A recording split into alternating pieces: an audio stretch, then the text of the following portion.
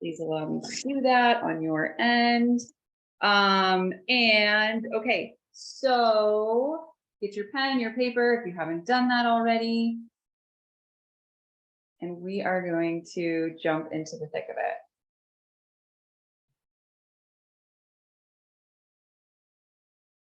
Okay. I'm going to get the document pulled up here. I don't have dual screen. Okay. Hi, welcome. I hope you gotten a chance to put your introduction in the chat, and maybe even a chance to write down some of the other intro tags or handles and URLs. It's really nice when we can all connect with each other outside of just like this particular space. We can do that on a broader basis. For most of you, I know most of you have been in here this week, and I know most of you know me already. I'm just going to go through this pretty quickly. I'm Anastasia, blah, blah, blah. I do marketing, blah, blah, blah. I really enjoy it. Former yarn dyer. I run the Fiber Business Collective. This is essentially kind of like my way of inviting you into that so that you can get a feel for how I teach, how I think, my value system around marketing, because that's really unique. And well, I should say I make it very specific to this industry, right? And that's what makes it unique, is that the industry is unique. And therefore the way that we have to bring ourselves forward in this industry is unique. So hence having the Fiber Business Collective is a really valuable resource, because we're all the different arms of the industry, all working together and all supporting each other, and all making sure that we each individually have the skills that we need to succeed.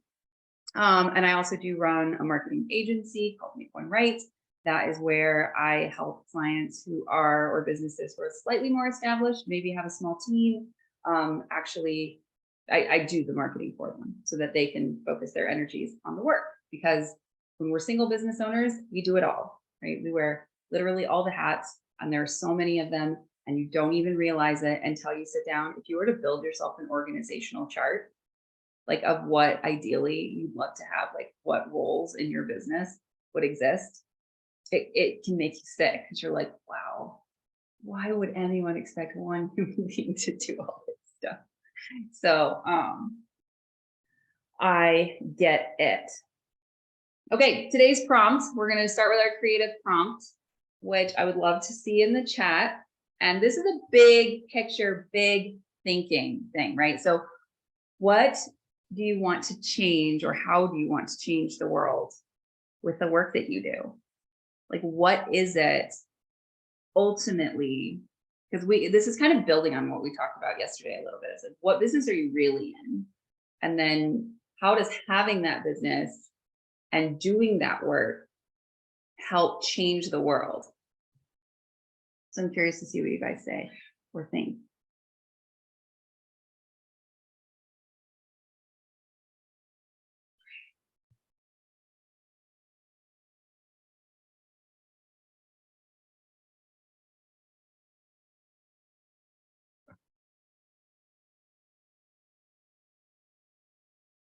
Don't be shy.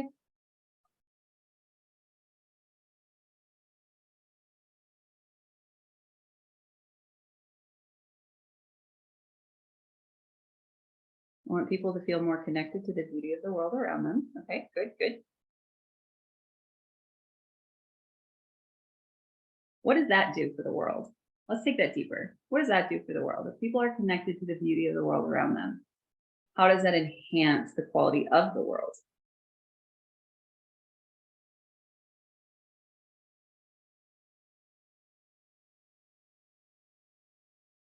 Yeah, Amanda, you're completely right. Yep. If you guys haven't read the E-Myth, if you are thinking of scaling or expanding your business, then the name of the book here. The E-Myth is a great book to kind of talk about basically building out an organizational chart for your business. I've done it many times. Okay, so it helps people find joy where they are, right? Okay, so but in big picture, even bigger than that, right? Like if they find joy where they are, does that mean that they will be kinder to others around them? Does that mean they will be more fulfilled? Will it mean like they won't feel the need to give into consumerism? Like there's lots of like big things like that, right? Samantha, they want to help creatives be kinder to themselves and trust themselves. Yeah, creatives are not nice to themselves at all. It's really too bad. Let's see. I love helping knitters discover new techniques to grow their skills and become confident knitters. Okay, bigger guys, you guys got to do bigger, bigger, bigger, bigger, bigger, bigger. Okay, so if you change the world by making more knitting patterns accessible to those who struggle, what does that do? You're fighting ableism, right? Like this is like go big, go very, very big with this stuff. So like, for instance, so I primarily, obviously, because this industry is mostly women, like we're mostly women, then the thing is that, you know, we are undervalued in this industry, primarily because we are women and because of patriarchal values in the past. And so therefore, my job is to get money into the hands of women, because women with money can change the world for the better, right? Like we have the capability of doing awesome things, because we already know what the world looks like when it's in the hands, when the money's all in the hands of the men. And it's a bit of a shit show, let's be honest.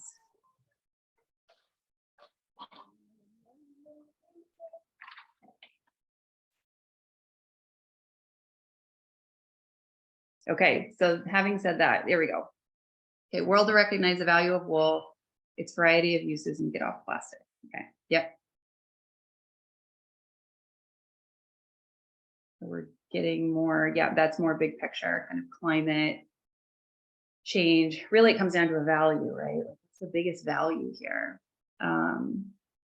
And Christina, I would challenge you, like, how do we bring this out? Like, if you have happy knitters, if you have happy tech editors, like, what does that mean for the world, right? Like, what does that, like, how does that actually change the world?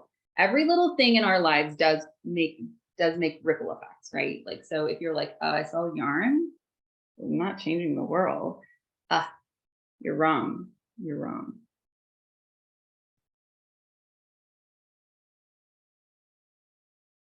Okay. Okay, I'm reading Connie's here. Okay, Christina, empower us to take control of our own lives. Oh, there we go. That's really big. Connie says, I believe that nurturing artistic and creative expression in ourselves and others is fundamentally healing, both individually and globally, slowing down to explore texture and color, delighting in tiny details and moments of inspiration, finding what brings you joy. These are the guiding lights of your adventure. Yeah, I definitely think leaning in on the healing thing and kind of like what that means and what that could look like. And I mean, within the context of, I'm not a therapist sort of thing, but yeah, I know that's something that you've been interested in. Laura says, I want the hand skilled to be appreciated, properly compensated, and the world will appreciate and properly compensate the people who are skilled with their hands. Yeah. And attitudes towards women will equalize. Wow, you just took what I said and said, like, made it sound like a lot nicer and sophisticated. So good job.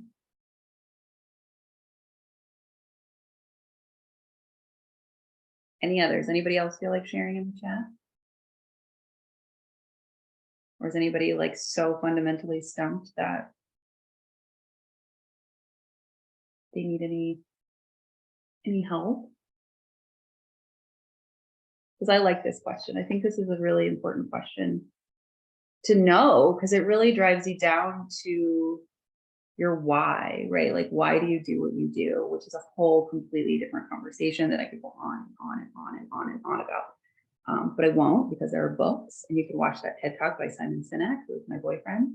Aletha says, I want the world to value unique human creativity because it is so fundamental to being human, and industrialization is blocking that out. Beautiful, I love it. I want to challenge creativity and learning, okay? Okay, so if that gets challenged, then what happens? Amanda, to break boundaries between knowledge silos. Ooh, I like that. Knowledge is power. That's awesome. Knowledge is power, and power needs to be in the hands of more people for sure. These are good, guys. These are good. Okay, so Nicole says, I could use help. I want my patterns to help people to realize that they're the heroes they've been waiting for and needing. Having a hard time with, okay, then what happens? I don't think there has to be an okay, then what happens. Like if you are the hero you've been needing, then that's independence, that's self-sufficiency, that's, you know, that's a whole skill set within your capability and your toolkit that you have going forward, because you don't have to be codependent. You don't have to be relying on everyone else around you all of the time, right? Like some of us, I think, swing too hard that way, right? Like I am wildly independent and don't you dare help me, because if you do, I'll punch you, like that kind of attitude, because some of us have that. But I think there's a line between that, is like kind of finding that inner strength and realizing that, like, yes, I can be the one who resolves these issues. Okay, I don't have to wait for somebody else to come and save me. A very typical trope of romance novels. Okay, so, all right, cool. So challenge the creativity and knowledge within the customer to find their potential and build confidence. Yeah, I mean, more confident people, what does that mean? I mean, we have an awful lot of confident people when they get behind a computer screen, but like, what does it mean if we're confident in real life? And like, how does the world open up for us if that's the case?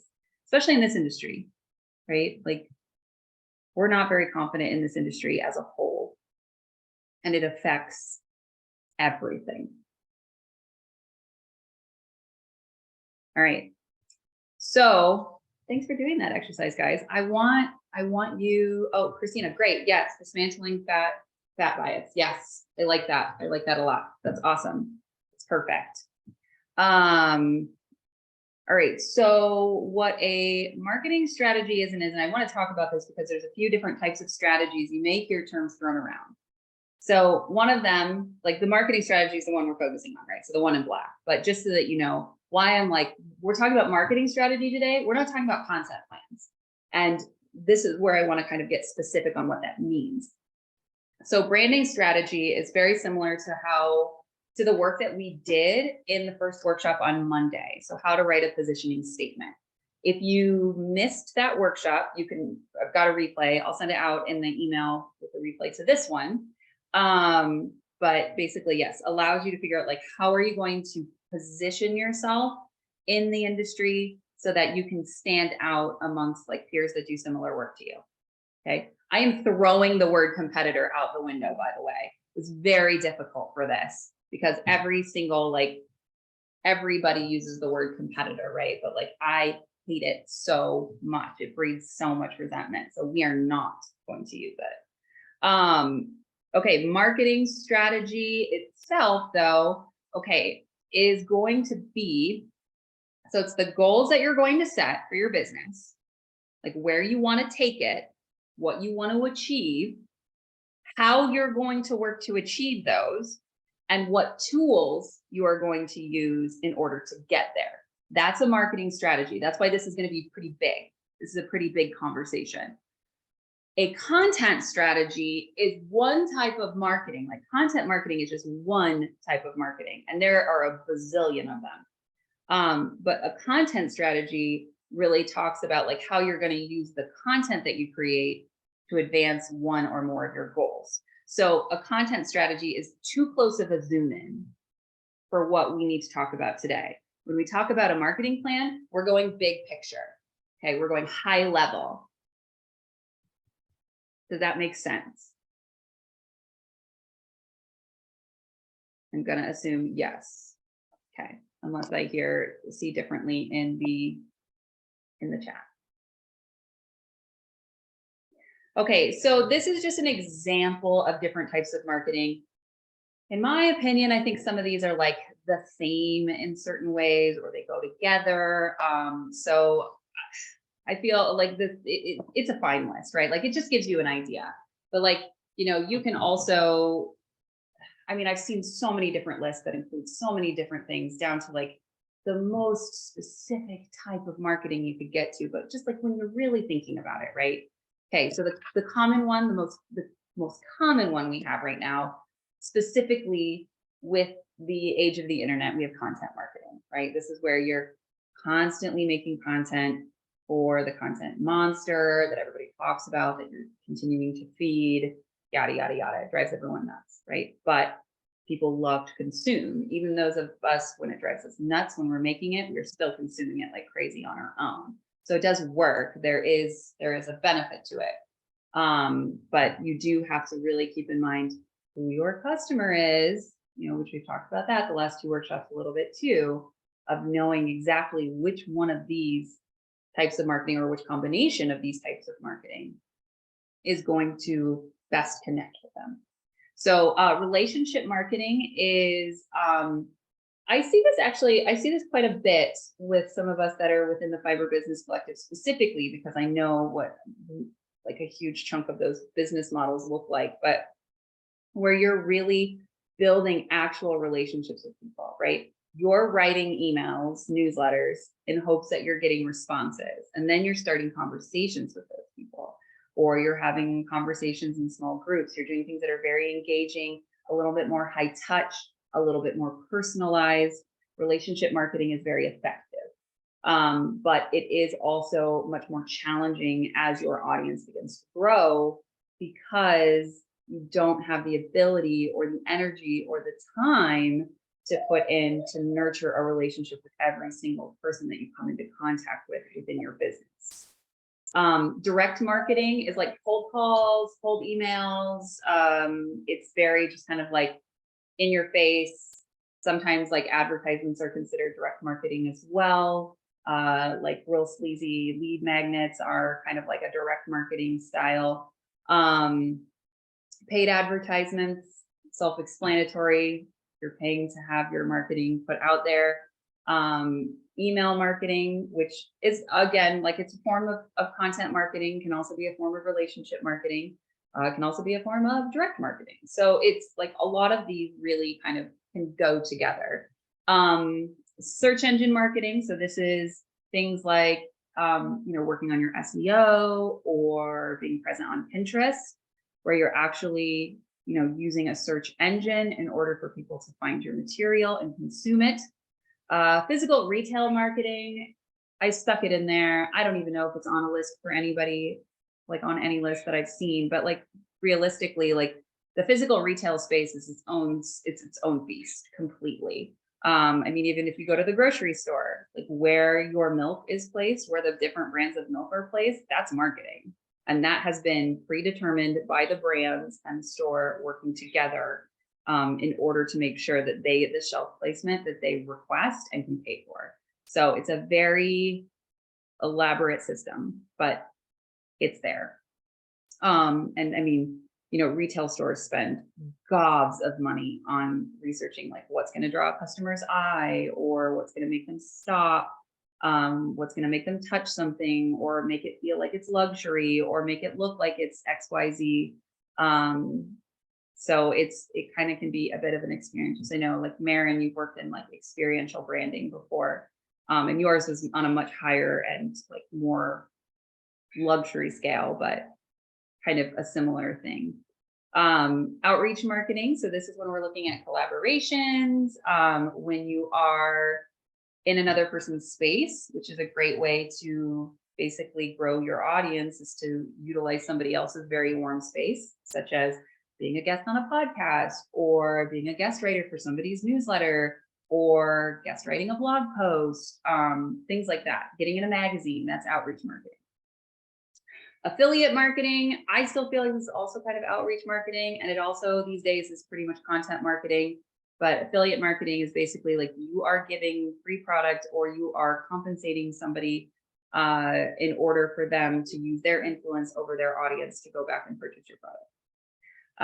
Event marketing, that's more in-person marketing, but kind of on a smaller scale rather than the broad physical, like a physical retail marketing, which actually, Maren, that might be more of what you did. Social media marketing, another form of content marketing, can also be a form of relationship marketing. You can also advertise on social media. So there's, again, all these different types of things can kind of meld together.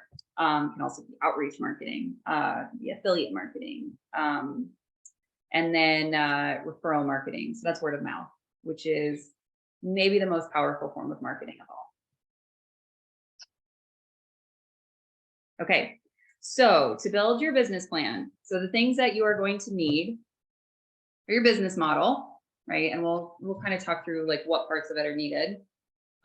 Which most of it should be in your head. Like you should be able to get a high level idea of what your business model is already, your ideal customer, your goals, like where you want to get to, not just financially, but like how you want your business and brand to be portrayed in the market. And I did not capitalize appropriately, but your intended channels as well. I say intended because they could change. They could change once you kind of get working through this system. And again, if you have the Google Doc, you can pull it up, you can type directly into it, you can print it off, whatever you want to do. But we're basically going to go through the different points within that specific document. All right, so we're going to work on building your plan. So everything is going to be, you're going to put it in as if it was, right? Like this is yours, this is an actual thing, right? So the first thing actually on the document, which is not the SWOT analysis, it's your mission or your why.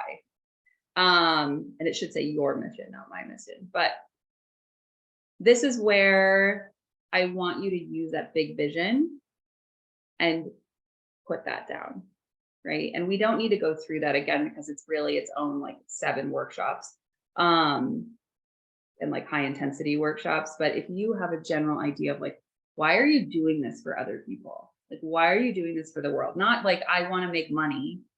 That's not a why. I mean, it is a why. It's an intrinsic why, but nobody cares about the intrinsic why except for you. So you need to figure out what is the why, what is the compelling reason that you do this for other people so that they can start to connect with that. Okay, so now we're going to go into SWOT analysis. We'll go through it piece by piece so that you can work on this as I monologue at you. But a SWOT analysis is something that you will typically find on any form of like pitch deck, branding documents, marketing plan. It's a very common grid that you see that basically is a way, and most of the time it's a way for like a marketing agency, consultant, executive, whatever, to go in and give kind of like, again, a high level overview of where things are right now. And that kind of gives you something to build off of so that you know that this is where things are now, but this is, not where we want them to be yet. So that's ultimately what leads to the plan. So let's talk about the strengths. So the strengths are going to be, what are you good at? What's working for you? And what do your customers like about you? What do they appreciate? What kind of positive feedback are you getting already? I'll give you a second to write that down. If you'd love to share it in the chat, I'd love to see it.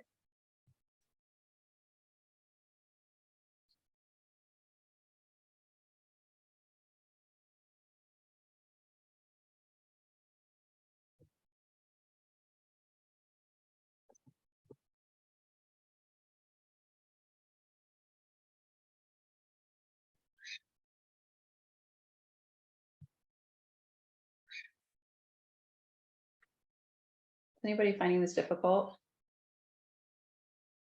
When I work one-on-one with clients, I always start with like, what are your strengths? And everybody starts to tell me what their weaknesses are. No, that is not what I asked. I asked what your strengths are. And I think because it's, we just are really, we're really hard on ourselves. Christina says, I'm good at one-on-one, making people feel understood. I've experienced it's been valuable to all my clients. Yeah, I think, Christina, one of the things that I've noticed about you specifically is that your level of vulnerability invites vulnerability. And so people can tend to feel really comfortable with you as a result. And that's a really good quality. Good at educating new designers on industry standards and finding their style as a pattern writer. Fantastic. That's great.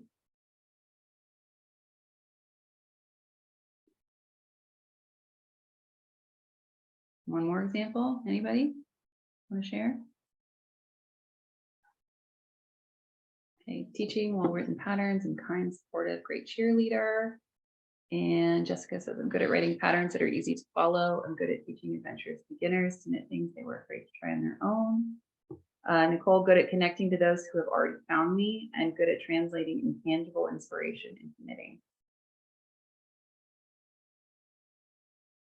Keep that line, keep that last part of the line. And think about that a little bit, because I think that you've got something there. You've got something there. All right, building and supporting a community. Yeah, that's awesome. That's really important. It's really hard. It's hard.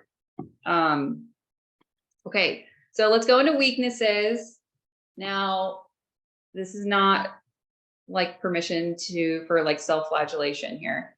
What I want you to look at is like, what are the things where you could improve, right? Not, oh, I'm horrible at this, but like, I would like to be better at this because I do think it would improve the results in my business. How about that? Does that help?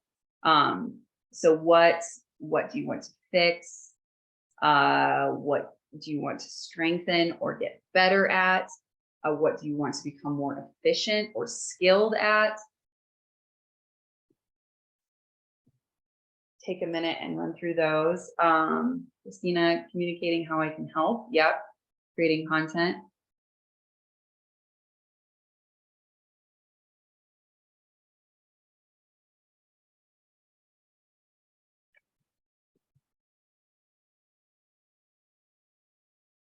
Language and marketing. Yeah. And that's something that I felt like recently, maybe I've gone a little overboard with kind of trying to communicate that, because there is a balance. Like, you do have to have some conversations about yourself, because that's what connects people to you if you are like the only person in your brand. But yeah, but the idea is that ultimately you are serving a customer, not yourself.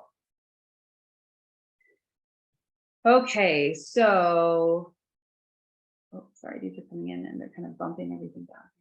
Okay, I want to improve my community building, connecting with my people, all the marketing stuff. Okay.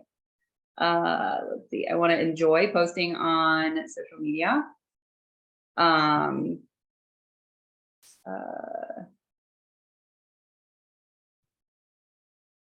Let's see, online marketing and photography, consistent branding. Time management, not giving myself away. Yeah, photography. Okay. Yes, if you join the sign for the free trial in FBC, if you're not already a member, we have a photography workshop this month on self-portraiture for your knits, for like actually putting knits on a human body and taking photos of it. We also have a workshop in the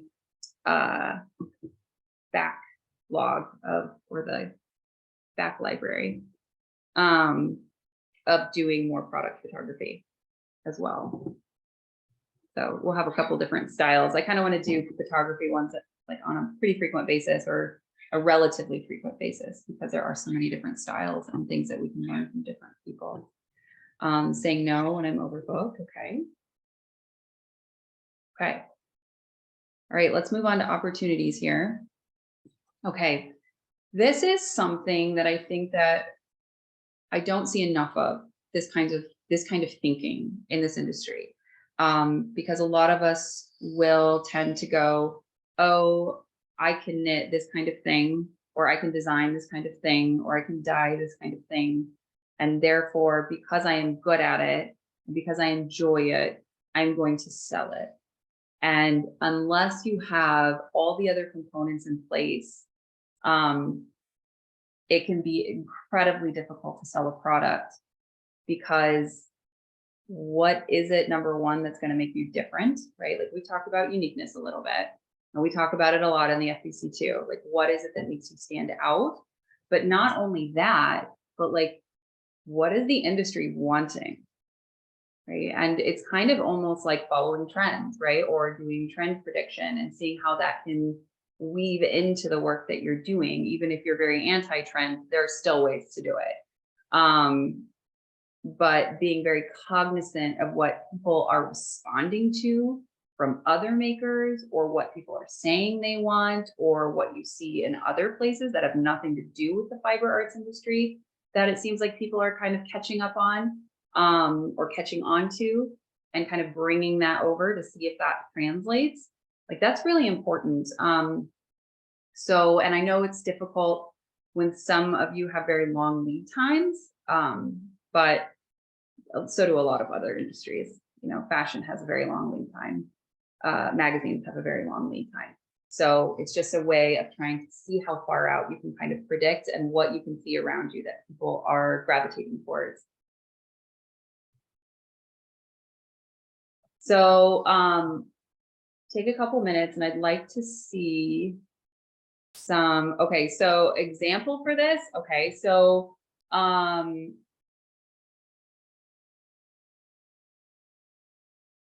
okay. So I'll give a couple. I'll give my own and I'll give some others. So, you know, if you are like, if I am me, right, and I do this work, right, what the industry might soon want, like it is becoming very clear to me as I've done this longer and longer, and I've gotten more confident in saying this, is that, you know, everyone's just really tired of being underpaid. And like they want somebody to come in and say like, listen, how can you help me get more money?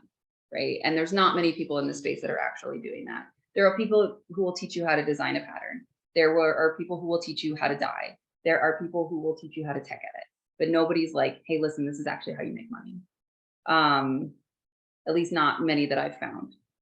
There are a couple, but not many. So I know the industry wants it because our group keeps growing. You know, I keep receiving more clients and requests for work. So my assumption is that it is something that is needed. Otherwise, I wouldn't be getting those.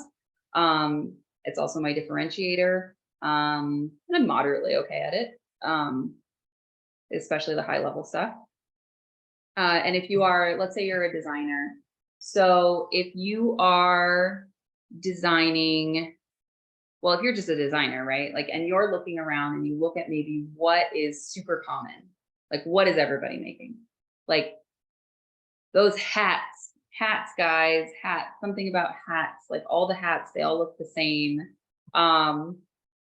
Like the people who make the finished objects, like the hats, like, oof, there's a lot of them. There's a lot of them. And so the problem with it is that there's an oversaturation of hats. Most of them look the same. And probably because they sell, right? But they also are something that you can easily access at like Target, and you can get it for like $5. And there is an argument to be made for, yes, people like my ideal customer will pay because they appreciate, you know, local, they appreciate handmade, they don't want to buy from big business. Like there is something to be said for that. But are there enough people who are willing to swing that far in that direction to avoid buying the Target hat and buying a hat from you for $35 instead of $5? That's the trick.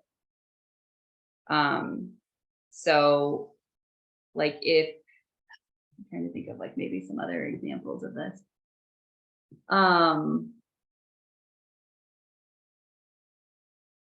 Yeah, I mean, I think it's the same with like with a lot of accessories. You've got a lot of options for accessories and ways to access accessories that are similar, if not identical, from stores, and save yourself the time. I don't know. I mean, like it is. Oh, well, I don't know what the look is in the future. That's the thing. It's like that's what you need to research, right? So you need to look at and say like, okay, so I am seeing now that, you know, or maybe we would have said a couple of years ago, like Scandi wash patterns, super simple, change the neckline every time, but like everything else is exactly the same, is super popular, right? We've got like Petite Knit, Ozetta, brands like that, like they do super well, make beautiful, like, you know, minimalist style pictures, and like they're very basic, but they're very popular. And like having basics tends to be a huge piece of, I mean, it's just very popular to have basics, right? Like we all need basics. So if like you're making something that's like kind of basic, but still has a level of detail in it, like people, like, is that really what people want? Is the question. Is that what they will want? And I mean, you don't know until you try. So, so natural dyeing, for example, as people become more interested in sustainability. Yeah, I mean, you can definitely see when I started naturally dyeing, what, 5-6 years ago, I didn't see as many as I certainly do now, like natural dyers. There are way more now, many who are infinitely better than I ever was, but it is definitely much more popular. And so it makes it more challenging for them because their selling proposition is not as quite as unique anymore. But you know, if even like designers are starting to see that that's becoming popular, then maybe designers then will start collaborating with more natural dyers or like that kind of thing, you know, but in a way that's still, I mean, you still have to make sure that your audience is the one that's going to be interested in it, right? I've talked to a designer who wanted to do a sweater with naturally dyed yarn, but realized like the price point is so much, it's so high. Not because it's not worth it, but like more than what her audience probably would be willing or able to spend to make a pattern with it. So she had to pivot a little bit.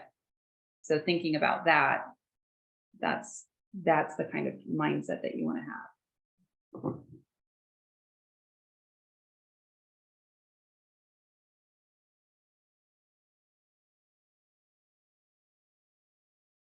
Yeah, strategies to stop burnout, being taken advantage of, simple skill information that helps patterns do well. Yeah, I mean, like burnout, I think, is a pretty common subject at the moment. Like, I mean, you hear it all the time. So as far as whether or not that's unique, I don't know. I mean, if you can tailor it really specifically to this industry, maybe.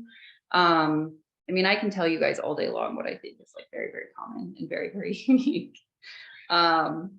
It's harder to stand out than it is to say what everybody else is saying, obviously. And it takes a lot of thought. All right, let's move into threats here, which is like a very dramatic way of putting this, but okay. So what are some things that could hinder your growth? Or like who is out there that could win over your customers instead, right? So now we're starting to look at those peers. Now we're starting to look at like the things that could potentially impact us in a negative way, right? Not in a positive way. So, and I don't know if you guys have any off the top of your head. You know, whenever I see somebody who's a potential competitor come on the market, it's the first thing I study. I look at everything that they're doing. I look at everything that they're saying, and then I decide, am I concerned or am I not concerned? But I do look at that very, very closely, and have kind of an eagle eye on it and try to make friends with them too, because it makes a lot more sense to be friends than it is to be competitors. And then ultimately help each other. Because there's still, again, there's room for everybody. It's just, you also have to attract the customers simultaneously.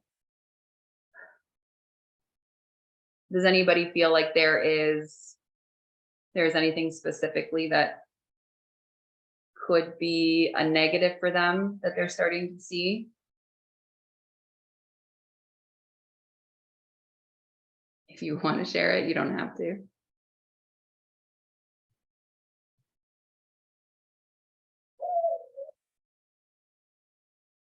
I don't know if you can hear my dad.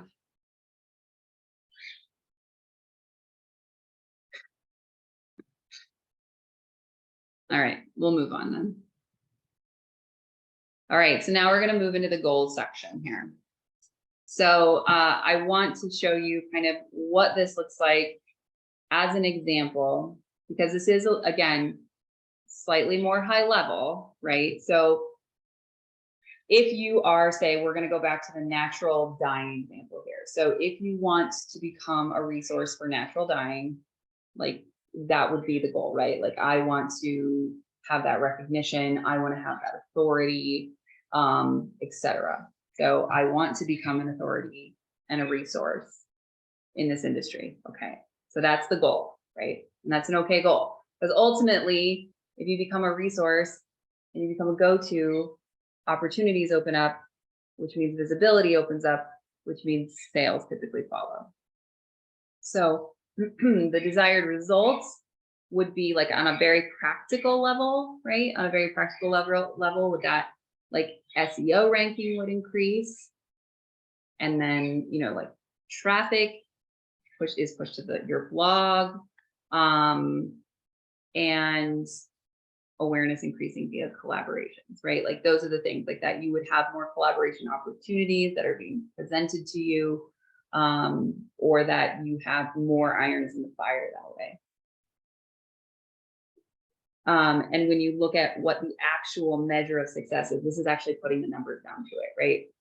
Well, I did for one of it. The other one, I probably should have given a number as well. Like this is where you get very, very specific. So you want 10,000 views monthly, which you will track via Google Analytics. Like you need to have all this planned out. Like, okay, I want this many monthly. Okay, how are you going to know that you succeeded? Okay, well, I've set up my Google Analytics. If you haven't, I recommend it. It's free, so there's no reason not to. And then maybe like, you know, 2 requests per year to teach an event, right? Somebody actually reaching out to you, not you just reaching out to them. Like that would be like a measure of success for that. Like if this was this person, this imaginary person's goal. So, and you'll have multiple goals, of course. You won't just have one, you'll have multiple, because those all will work together to grow your business, or to maybe not even grow it, but just maintain it, or increase sales, whatever. You know, like the majority of us are wanting to increase sales, right? We're wanting to do more than just maintenance. But if your goal is just to do maintenance, that's okay too. But this is essentially like looking at this from a perspective of we're trying to actually get things to the needle to move forward. So if you want to take a couple minutes and flesh out 1 or 2 of these, and if anyone wants to share what their goal is and what their plan is for getting there in the chat, you are invited to do so.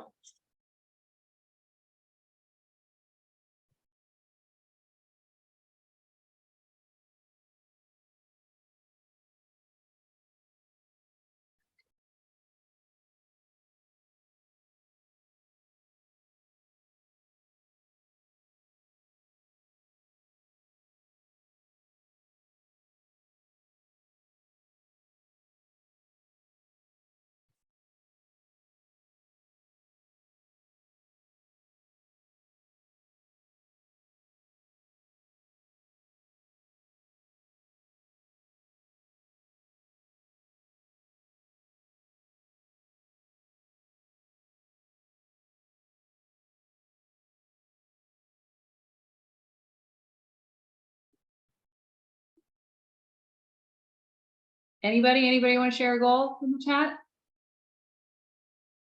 Is anyone struggling making goals? Knowing where to go? Because that can be, I mean, that can be challenging too. Just knowing like where you need to go forward.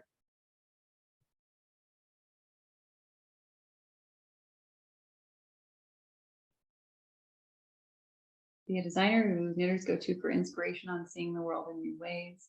To increase email subscribers and track the number of clicks on pattern emails. Okay. But I think too, like make sure that they are also, okay, unless those are all just like the goals of them, but like if you're wanting to be a go-to for inspiration, like what are ways in which you could do that? Like, would you start a Pinterest? Would you get better at photography so that, you know, you can have more aspirational style photos? That kind of thing.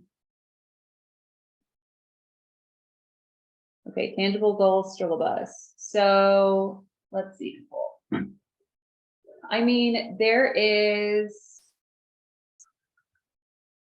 you want to focus on the pattern design. Okay. Yeah, and that's fine. I mean, really, we're looking more at marketing goals here, right? So we're looking at what you can do to change things. So, like, let's say you have low reach, right? Which if you're on Instagram, we all do. But if you are wanting to increase your visibility, so one thing that I've noticed, and I'll be completely transparent about this, and I was talking with my assistant coach for the FBC this morning about kind of the people that are coming into the FBC now and how that's transitioned over the last year that I've had it going. Like, the first group that came in is like, they've been on the bus with me for a while, right? Like they're the power fans, the biggest cheerleaders, my hero customers, they're all there. So I tapped out that market, right? Okay. So then the second time I kind of did a little bit of a push, then I started getting people who were a little bit in the periphery. Like I recognized them, but I hadn't really had any interactions with them. Or, like I had seen them for a while or seen them somewhere else. And now like I've tapped out that market. And so now I'm moving into people that I really haven't interacted with. And maybe that's because I haven't been very present on social media the last few months. Or like as present online in the last few months. So my goal then is going to be starting to work on visibility, which means that I'm going to try to pitch to a few podcasts to get on as a guest. I'm going to pitch for other people to come on my podcast, which I need to get started back up again. I'm going to offer to like write a blog post or get in a news, or not newspaper, but magazine, like write an article for a magazine, those kinds of things. So that would be like my goal is to get visibility, right? Is to gain some traction with visibility so I can help more people.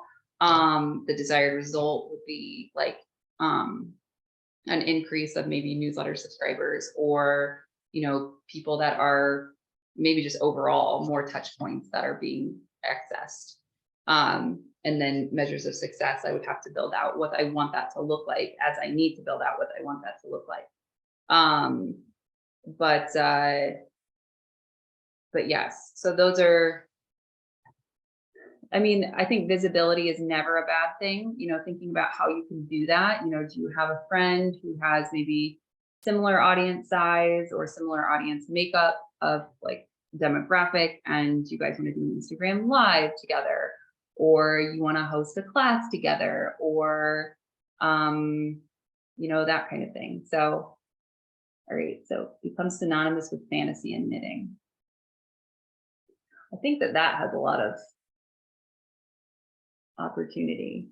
I mean, thinking about how can you do that? Could you start a knitters D&D club? Could you start, like, what other levels of fantasy can you bring into it that kind of like drive that engagement? I mean, that's a pretty big commitment, but you could, theoretically, you could.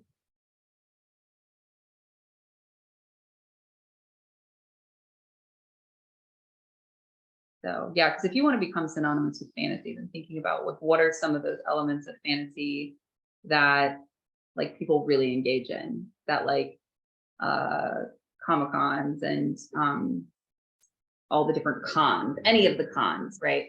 Nerds are at all of the cons. So could you do, could you try to cosplay with something that's completely hand knit?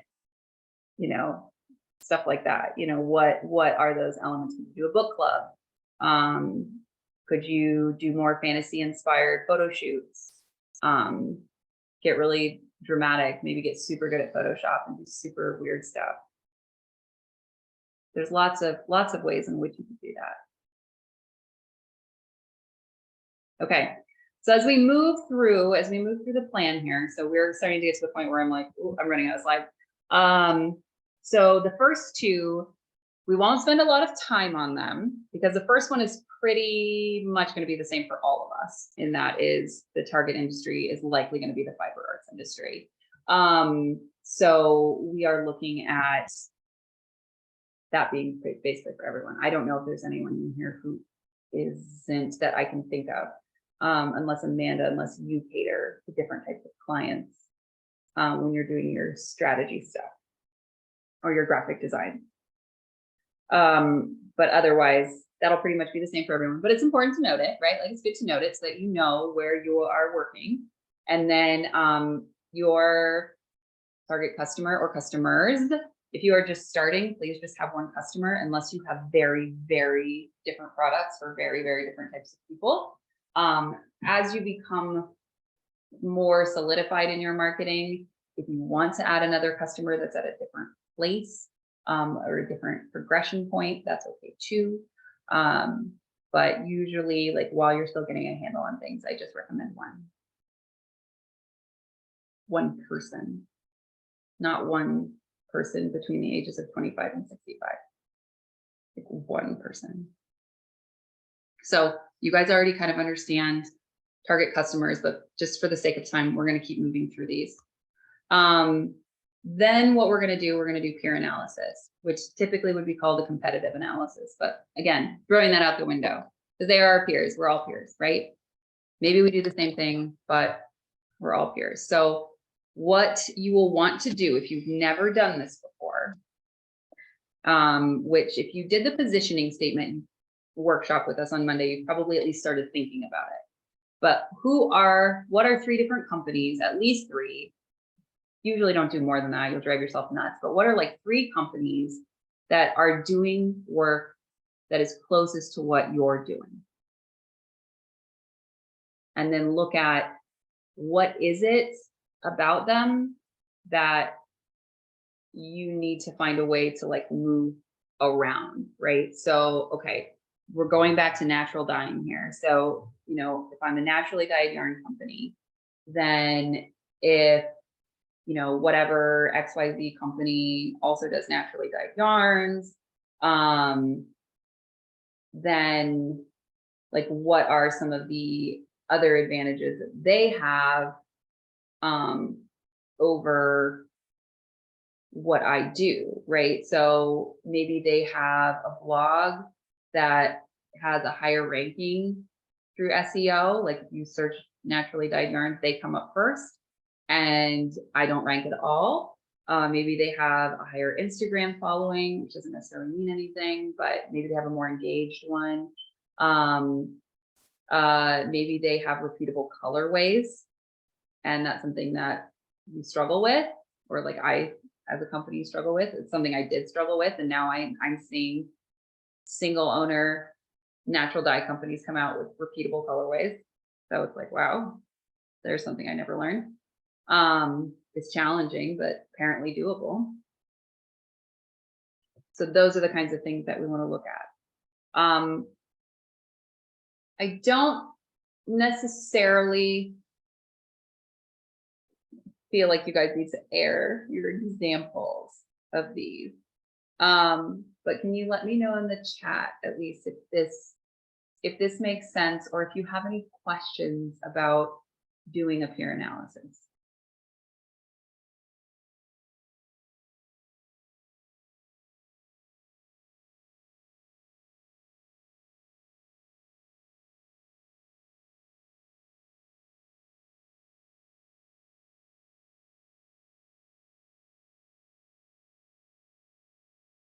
Thanks, Nicole.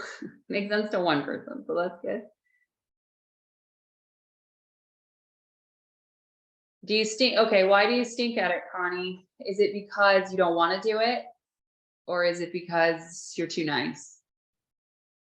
I mean, like, I don't, not that you have to be mean about somebody, but if you're just like genuinely really objective, right?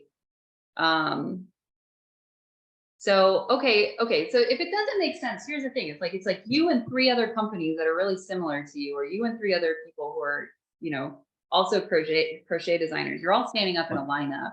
Like you're all at an event, right? You're all at a Fiber Arts event. You all have your designs out on the table. Like, what is it? I mean, that's metaphorically, right? Like, what is it that's going to make a customer walk by and be drawn to you and not them?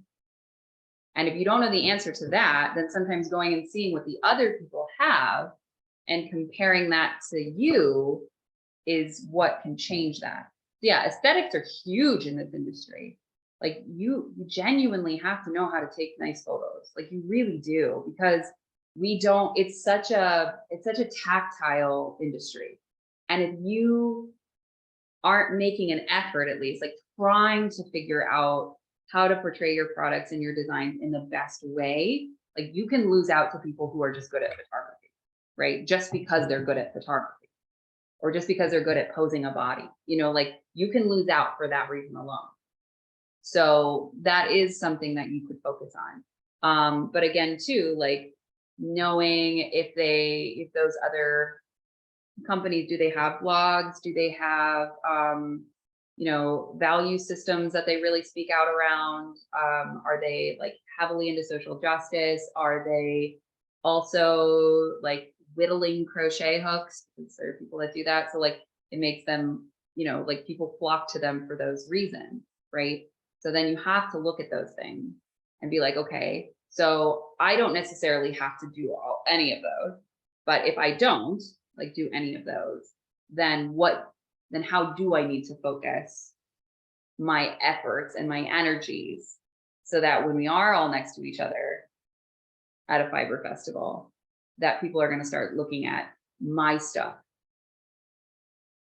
That's the question.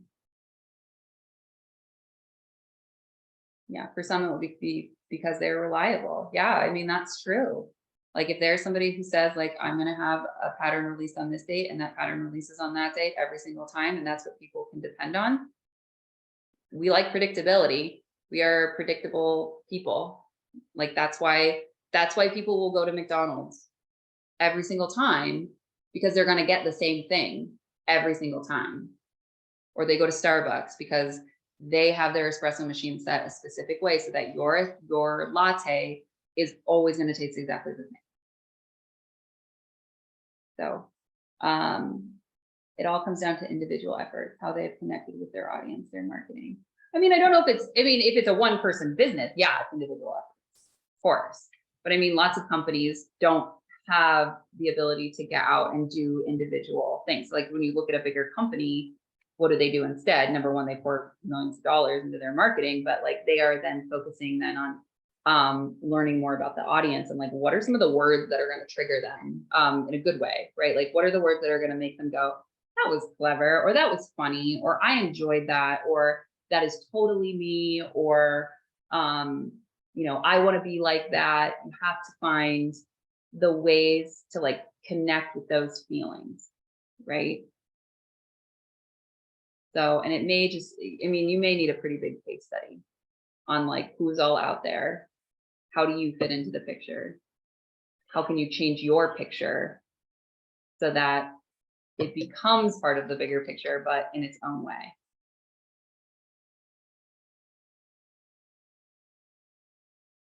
Does anybody else have any other questions or concerns with this before I move forward?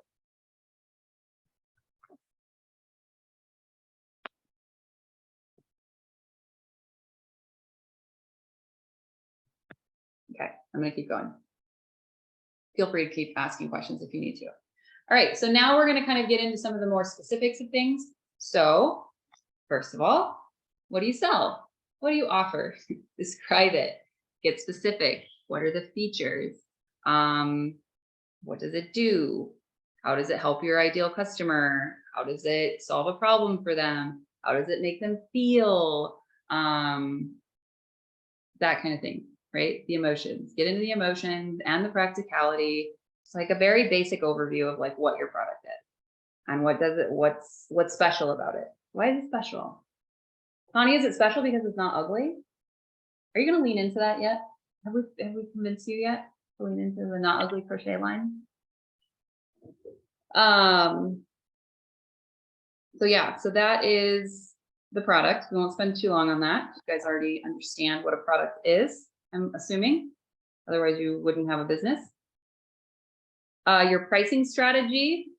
So I do want, I mean, Connie, you can ultimately have deeper market messaging than not ugly, but like, what's the thing that's going to catch the attention, right? The not ugly, but not ugly is the attention catcher, right? Then you bring them in. You got to hook them first. Once you hook them and once they're paying attention, then it can be deeper, right? It doesn't have to be shallow, but you do have to find those things that make people go, I'm going to pay attention to this person, right? You have to get that first because they don't care about anything else you have to say unless you've done that. I feel like by the time we've hit the end of the week, I hope you guys don't feel like I'm being like really hard on you or like very tough love. But I used to be really like tiptoey around some of this stuff. And I realized like not doing anyone any, it's just doing everyone a disservice. Like, kind of have to be a little bit more direct. But anyway, so your pricing strategy. Okay, so what are you going to charge? Is it a competitive price? Meaning that are other people charging similarly? Be careful with this industry, by the way. Be very, very careful because too many people undercharge. So I get really huffy about this. In that, you know, everybody talks about accessibility, but accessibility, financial accessibility should not be a priority unless you are meeting your own personal financial goals first. You have to come first. If you do not come first, you cannot run a business and therefore you can't help anyone, right? So that's my very heated bit on there. So you can look at other people competitively, but you also need to be realistic. Like there's a difference between like what you need to make and also what the market will bear, right? Like we know that you could probably push a sweater pattern to a $12 pattern. People do it.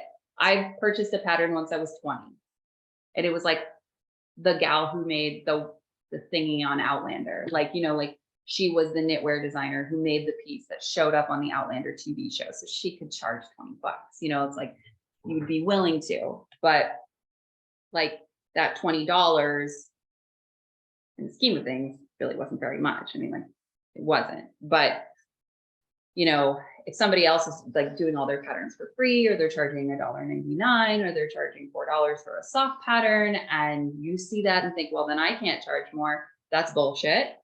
You can, but then once you start getting up above 12, just at this moment in time, it's going to become a little more challenging and you have to work a little harder to get people to purchase your patterns. However, on the same scale, you don't need as many people to purchase the patterns because the higher price means you have to churn out less, or you have to move less products, sell less volume. So just something to think about. Also, like with can your ideal customer afford it? That's a question that is commonly asked when we talk about pricing strategy and marketing overall.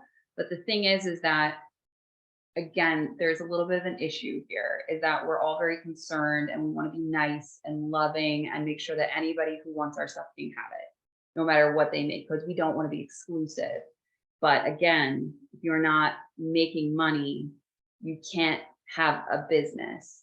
So then you can't help that person anyway. So it doesn't make sense. And most of the time you should have an ideal customer built out that can afford your product. We are an industry that runs on expendable income and we need to act like it a little bit more than we do. And then talking about the sales, most of you already know how I feel about sales. I am not 100% against sales.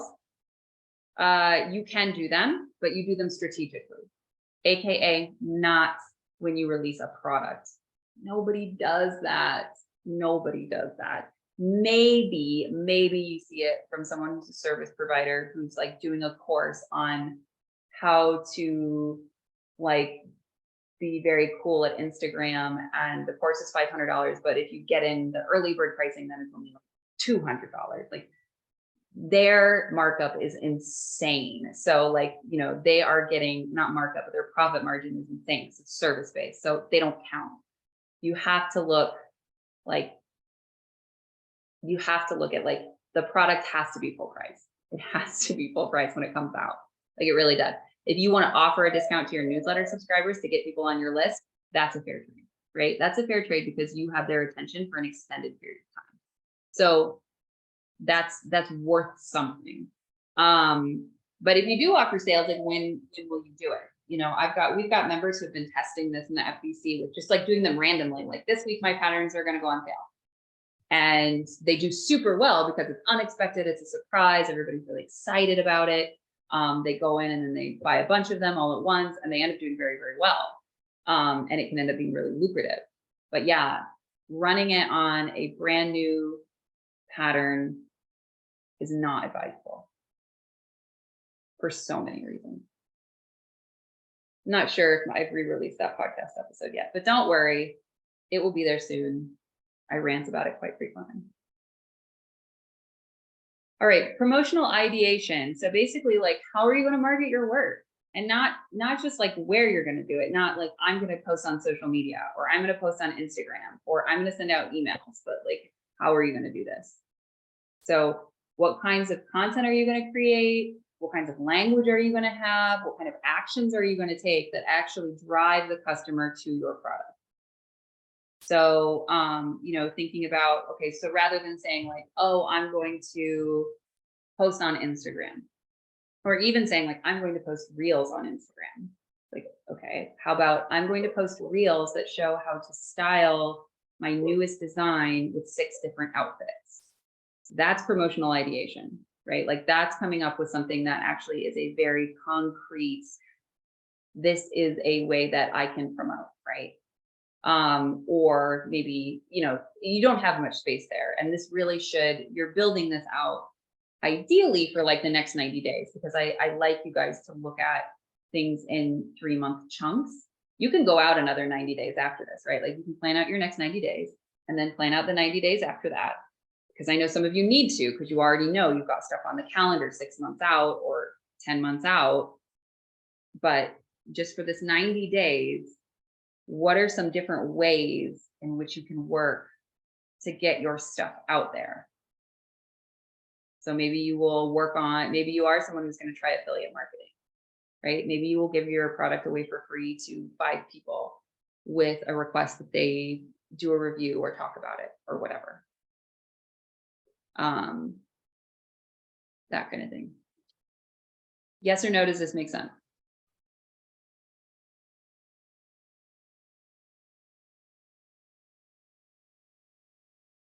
Okay, thanks, Maren.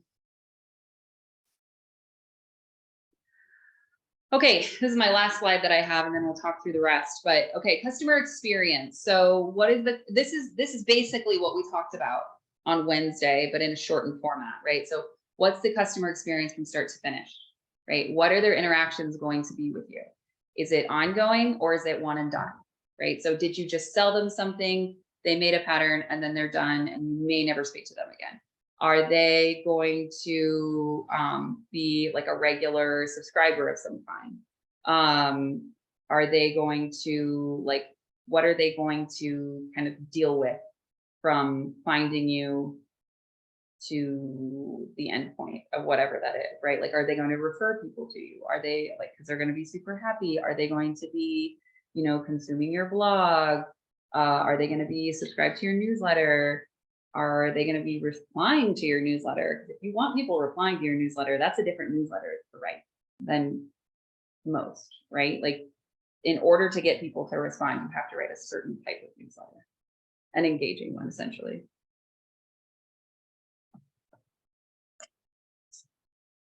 Questions on this? I don't want to spend a ton of time on this because we just did a whole workshop on it on Wednesday, which if you weren't there, I will send you the replay.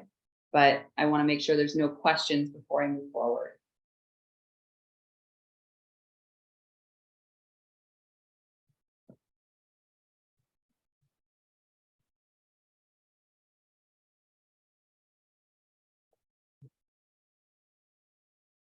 All right, I'm going to assume no questions. So the next page that you're going to have, I'm going to go ahead and just stop sharing because there's no point. So the next page that you're going to have is your budget. And this is something to just keep in mind. I mean, you're probably not going to have an exponential budget here. We're not looking at like, you are a corporation, you're not Pepsi with like millions and millions of dollars to spend in like millions and millions of places. So really we need to look at like, what are the softwares primarily that you're using, or what are the things that you're using to be able to market yourself? So that might be paying for a booth or a table at an event that's coming up at a market. Or maybe it's you're paying for your MailChimp or your Flowdesk or your Klaviyo for your newsletters. Maybe you're paying for Calendly so that you can get appointments. Maybe you're paying for your web host. Those are things that are marketing expenses. Maybe you are trying an ad. Maybe you tried out Ravelry ads. Maybe you're trying to boost an Instagram post, which is pretty worthless, by the way, or do a Facebook ad or a Google ad. Like you can set aside money for that. But it's always good to know what your expenses are, always, so that you know whether or not you are in the right place, right? Like, and that you are spending sustainably. But it also too is going to take a look at, like, if you mark it out, like if you are marking out exactly what you're spending money on, then you can start to track where things are coming from. So if you're spending tons of money on a newsletter subscriber that just isn't doing anything for you, like you're not getting any traction from it, and you are also ready to try some new strategy, but like maybe the platform is just really, like some of them, when it gets to mobile, it all looks really mumble jumble and people don't like that. So they just don't want to engage with it. Okay. So then maybe you switch newsletter subscribers or platforms, and maybe you go back to like a free one, like MailerLite. MailerLite is a great free one. It's way better than MailChimp's free version. And then you lose that expense. So, those are things to look at, like how badly do you need these things? Are they critical to your business? Are people actually coming in through them? So if you're paying for ads and the ads aren't doing anything, don't keep paying for ads. That feels like a very common sense thing to say, but I'm saying it. But this is why we track these things, right? This is why we keep track of our insights and things. So when people start to see diminishing returns on Instagram, as everyone is, and then everyone starts to go, I hate Instagram, then to me as a marketer, my brain is going, okay, Meta is really not doing well.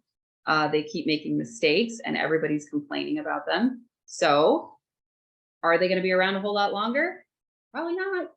I don't know for sure, but like, I would be putting my eggs in other baskets. That's what I would be doing, as I am. And then under budget, let's see, here we go. Are there any ads that work for us in the fiber business? I've never heard someone saying one is great. Oh yeah, they do. They work. You have to know how to write an ad. And that's the trick, is that a lot of people will boost an Instagram post thinking that that's going to work. But the thing is that most people who create ads create very specific ads. So a lot of times, like, you are not trying to drive a sale from an ad most of the time, right? Like the best ad that you can get is to drive traffic, right? Or get them to download a lead magnet or something like that. Get them to sign up for a newsletter. That is much more effective than trying to get someone to buy directly from an advertisement. And sometimes you do have to, it's kind of like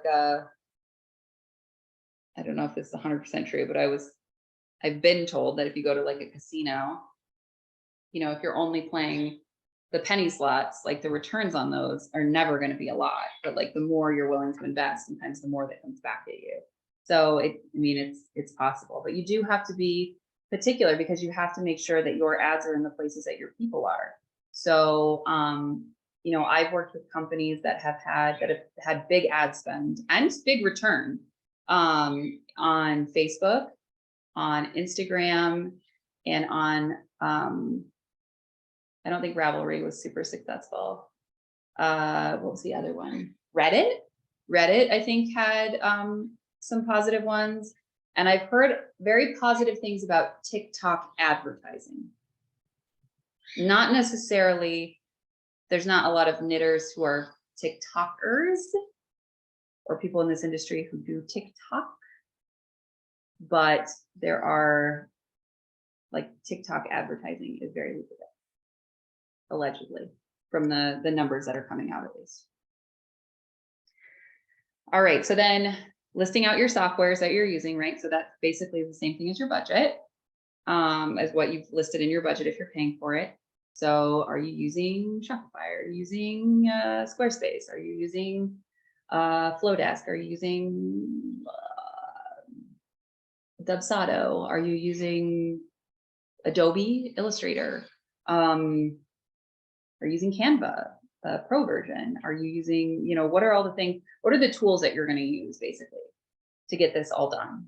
Whether they're free or not, it doesn't matter. This is just a list of like, what is your plan and what tools are you going to use to get there? So like if you do want to do ads, let's say, then, you know, maybe paying for Canva Pro or just using Canva, you can use it free, or Adobe Spark, which I think is now Adobe Essential. No, it's not Essential. It's a different, maybe it is Express, it's Adobe Express. Is another free one. Or if you want to use like Microsoft Publisher instead of Adobe InDesign for your pattern layouts. Stuff like that. And then the last section that we're going to get down to are our marketing channels. Now, I see I've listed 4 and then I went back to 1. So thankfully this is an editable Google Doc and I can go back and change that. But if you have more than 4 channels, I want you to reassess if that's smart for you as a single business owner, unless you have a team. Because after 3, you will start to see your energy get spread thin.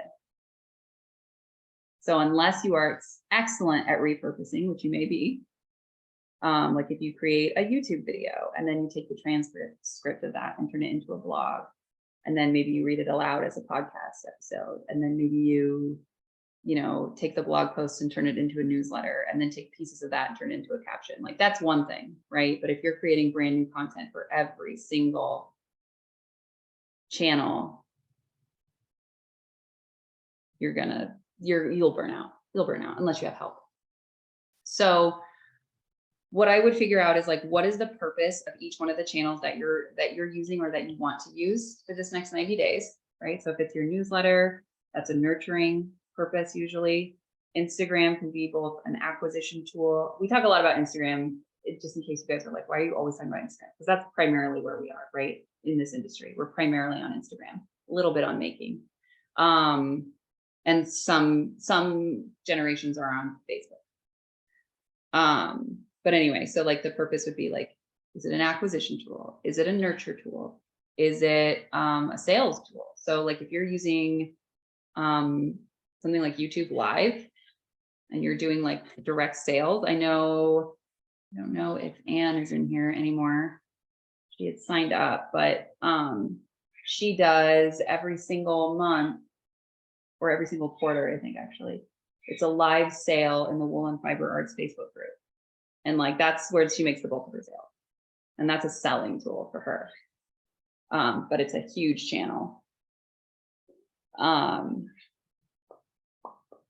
Is Making app a good idea to get on? I don't know, man. Whatever you think. I mean, I think that there are some limitations to it. Obviously, it's new. So, I mean, it is free. So it's nice. And you could literally, like, if you want to have a presence on there, some of the benefits are that because it's young and because there really aren't that many people on there, it's easy to kind of get some like interaction. Like the people, like the Making gals, like all the Making people will respond, their whole team will respond on like everything that you do, which is kind of fun and nice. But they have a chronological feed, which is crazy boring. Not their fault, but like when you look at a chronological feed of people like you don't know, it's like, wow, I don't care about any of this. And actually, I really like algorithms. But I think that you can also filter that out so you can see just the people you follow. They don't have a video capability yet that I know of. I haven't been on for a little bit, but I was playing with it for a while, and it was one of those things, like it's very much kind of like what Instagram was at the beginning, where, you know, you put pictures on there, and now like on Instagram, everything's so aspirational and there's lots of graphics and lots of video. I put some graphics on there, but I felt really uncomfortable doing it because I don't see anybody else like posting quotes and things. So it's like, that's part of how I am able to engage, because not everything I do is visual, obviously. So it's like, I hope they don't think I'm weird, or I hope Making doesn't kick me out. And they've responded positively. Like I said, like the Making team, you know, they pay very close attention to what everyone's doing on there. So worth a shot.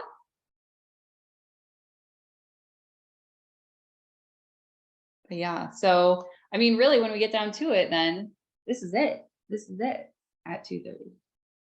Told you guys this would be long, so I appreciate you sticking with me for the whole thing.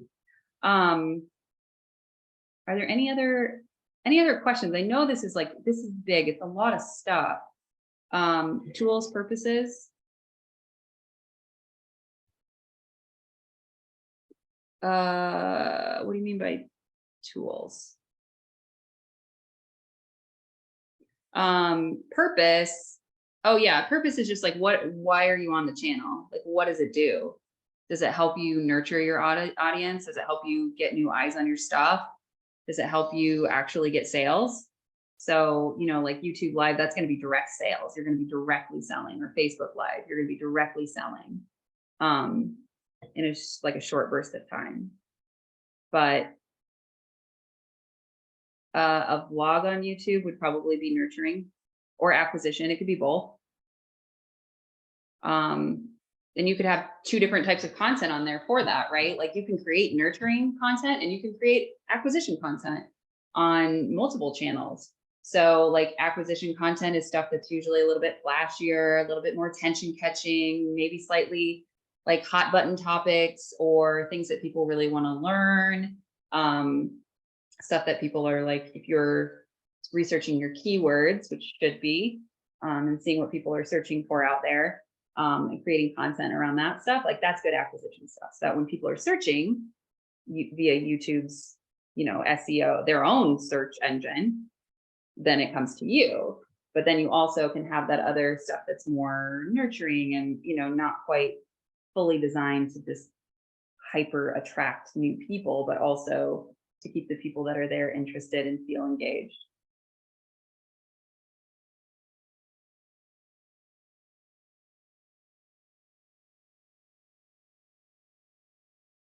All right, any other questions? Or are you guys ready to be free for the rest of the weekend?